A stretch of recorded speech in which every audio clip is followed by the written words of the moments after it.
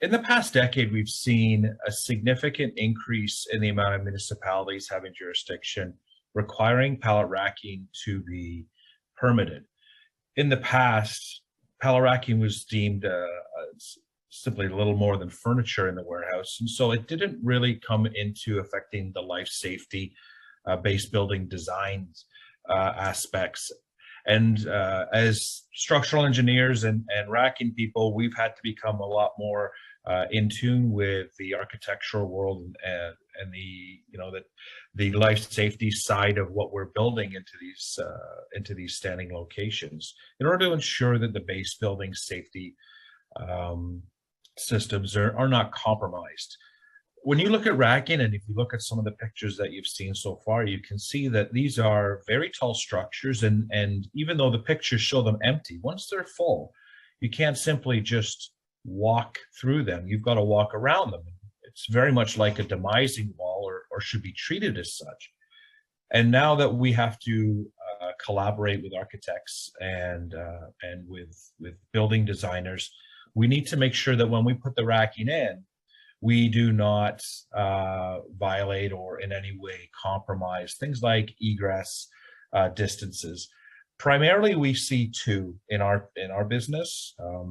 I'm sure the more experienced ones out there, architects out there would know possibly others, but generally there's two distance variables that come into play with pallet racking, which we use to analyze the layout plan to make sure that people can exit safely and quickly.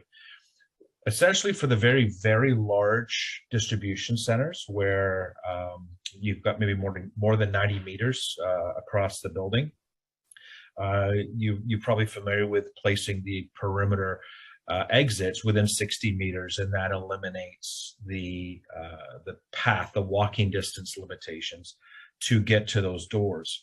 What's less obvious is where those doors are placed do need to maintain line of sight across the building. So if the door is placed between two exterior columns, but possibly in line with an interior column, it creates an issue because that interior column is going to be ultimately buried inside of a racking structure. And so that aisle, that line of sight across the building is essentially compromised or taken away. So we're always trying to work with the designers very early in the process to establish where the rack is going to go, how much space it's going to take up. We don't have unlimited freedom on where that is because a lot of the time it's driven by the product the client is going to store and the equipment that they use to move it around. It's somewhat Lego-like in that it takes up a certain amount of space, therefore it needs this amount of space to move it.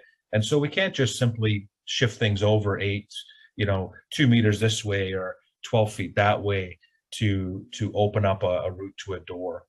So it's very important that if it is going to be a pallet racking application, that we get involved early. We do some preliminary layouts just to make sure that door placement is going to work in conjunction with your egress plan for the base building. As I mentioned, we do have separate permitting processes. So it does save time and money down the road to not have to change things like door locations or even lighting plans and things like that. The more common egress plan that we fall into for smaller buildings is a 45-meter egress path, which I've shown on this drawing here. One of the things that we're seeing now is that in some of the newer, smaller buildings that are coming up, they'll set up a 45-meter direct line of sight diagonal path from the center of the unit to a door. And of course, when a client comes to put pallet racking in that space, well, now you're into a path that requires, an orthogonal, if you will, or a multi-step distance, a multi-step walking plan. And when the building is built to say, just have doors on either end, and there's no fire rated tunnels down the demising walls in the middle, it becomes a real challenge for a new tenant to put racking in there and still maintain the life safety, egress plans that were part of the base building. So again, keep in mind the end use, and if it is going to be pallet racking, you want to make sure that there is a little bit of leeway to possibly walk to the end of the building and then maybe cut across 10 to 15 meters in order to reach that door within that 45-meter distance plan. Thanks. Next slide. Docking and staging areas are a key part of any warehouse. If you've not had the opportunity to work in warehousing or design warehousing in the past, the dock and the staging areas is the primary entry and exit point for the product that's coming in to be stored and where it's going to be shipped out. And just like when you're at home, if you're coming home with an armload of groceries, you don't walk right into your house, right into the kitchen and put it right into the pet cabinets. Often you're going to stop inside the front door, maybe take off your jacket or your boots, and then move something or take multiple trips, if you will, before you start putting things away. Well, warehouses work in a very similar manner.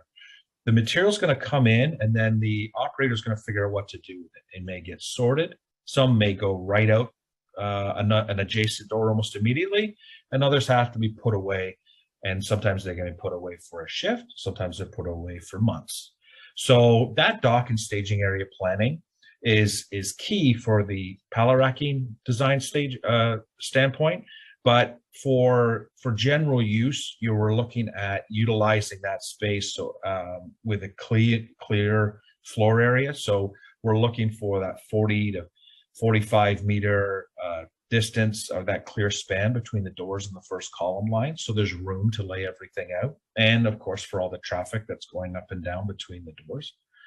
One of the areas of opportunity that we see with dock doors is actually storing packaging material and dunnage and empty pallets and things like that up above the doors. And we can do that with racking that stands on the ground, like traditional racking. Some of the larger facilities, especially if it's a very busy warehouse with a lot of material being moved around, they'll work with the rack manufacturer and with the building designer and try and hang or suspend that dock shelving from the building itself. And that is something that would be a conversation they would want to have very early in the process, probably prior to you even getting your base building permit, just so we can understand the loads and the connections and things like that. But as you can see from the photographs, it really does open up the dock area. And in some types of temperature controlled facilities or hygienic facilities where you're dealing with food, it is the only option. And when a client's building a very tall building, it will be a constant reminder for them to look at that unused space above the dock doors and not to have utilized it, which is something that we can do quite easily if we're brought into the process early on. So thank you very much. That's all I have.